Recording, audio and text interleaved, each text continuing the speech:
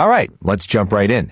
In this explainer, we're going to break down the idea of eternal life, specifically how it's presented in a Christian devotional text. We're going to explore how this source material defines and illustrates what is, for many, one of Christianity's core beliefs. So right off the bat, the source material throws a really central question at us. Is salvation just a moral reset? A chance to wipe the slate clean and try again? Or is it something way more profound, the actual gift of a completely new life? And this distinction, well, it's absolutely key to the entire argument the text is making. The source really leans into this. It argues that this whole reset idea is a pretty common misunderstanding. Instead, it builds its entire case around the idea that salvation is a permanent gift. And here's the heart of that premise. According to the text, forgiving past mistakes is definitely part of the deal, but that's not the main event. The real focus is on receiving something totally new and permanent. So it's less about erasing what you've done and more about being given a whole new kind of life, one that lasts forever. Okay, so when the source uses this term eternal life, what are they actually talking about? Let's get specific, because the text gives a very clear definition. Now this is where it gets really interesting, especially when you look at the timing. The text defines salvation as this gift of eternal life that kicks in the moment a person believes. So this isn't just about some far-off future destination, right? It's framed as something you have in the here and now. And this right here, this is the scriptural anchor for the whole devotional. The author uses this verse from 1 John to build the foundation for their argument that eternal life is a gift that's already been given by God, and it's found in His Son. So, to make this concept a little less abstract and more concrete, the source moves on from definitions. It actually uses two really different biblical figures as case studies to kind of illustrate the point.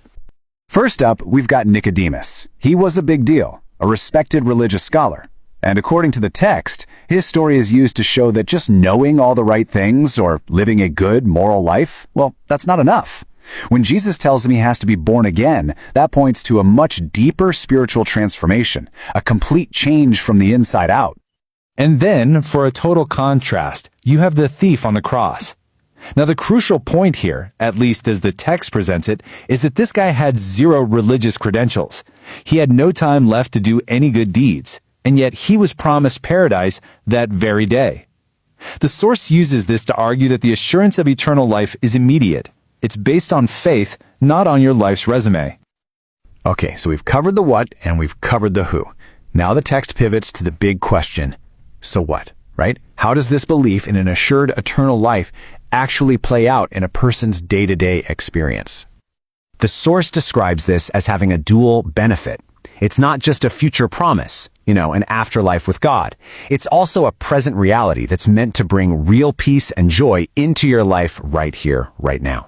And this slide really lays out the practical outcomes that the text talks about. The source claims this belief isn't supposed to be passive. It's meant to actively shape your daily priorities, produce hope and love, motivate you to live righteously, and even inspire you to share that message with other people. And finally, the devotional gets to its ultimate goal, giving a direct application for its readers. What are you actually supposed to do with all this information? And here it is, spelled out pretty clearly. The text basically encourages its audience to really think about this concept, to let it actually reshape their daily decisions and their priorities, and to focus their attention on what it calls God's kingdom instead of just the temporary stuff of this world. Which brings us right to our final thought, a question that really gets to the heart of this entire explainer.